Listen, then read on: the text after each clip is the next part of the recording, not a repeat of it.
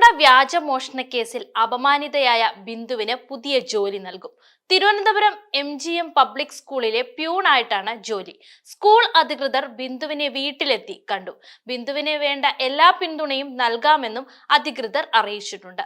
School അധികൃതരുടെ ജോലി വാഗ്ദാനം ബിന്ദു സ്വീകരിച്ചു. തിങ്കളാഴ്ച മുതൽ പുതിയ ജീവിതത്തിലേക്ക് ബിന്ദു കടക്കുകയാണ്. കഴിഞ്ഞ ഏപ്രിൽ 23-നാണ് വീട്ടിൽ നിന്ന് മാല മോഷണം പോയതായി കാട്ടി അമ്പലമുക്ക് സ്വദേശി ഓമന ഡാനിയൽ പേരൂർക്കട പോലീസിൽ പരാതി നൽകിയത്. ഇതിനു പിന്നാലെ വീട്ടിലെ ജോലിക്കാരിയായ ബിന്ദുവിനെ പോലീസ് അന്നു തന്നെ കസ്റ്റഡിയിൽ എടുക്കുകയും ഒരു രാത്രി മുഴുവൻ സ്റ്റേഷനിലിരുത്തി അവരെ ചോദ്യം ചെയ്യുകയുമായിരുന്നു.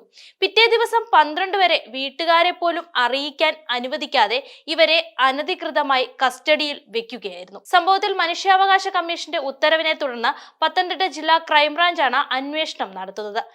അന്വേഷണ റിപ്പോർട്ട് പുറത്തു വന്നതോടെയാണ് സംഭവത്തിൽ നടന്നത് പോലീസിന്റെ ഭാഗത്തു നിന്നുണ്ടായത് വലിയ വീഴ്ചയാണെന്ന് പുറത്തു വന്നത്. സാധാരണ കിടക്കയ്ക്ക് അടിയിലാണ് ഓമന മാല സൂക്ഷിക്കാറുള്ളത്. എന്നാൽ സംഭവ ദിവസം സോഫയുടെ അടിയിലാണ് ഓമന മാല വെച്ചത്. തുടർന്ന് മാല കാണാനില്ലെന്ന് കാട്ടി പോലീസിൽ പരാതി നൽകുകയായിരുന്നു. പിന്നീട് വീട്ടുകാരുടെ അന്വേഷണത്തിൽ സോഫയ്ക്ക് അടിയിൽ നിന്ന് മാല കണ്ടെത്തുകയും ചെയ്തു.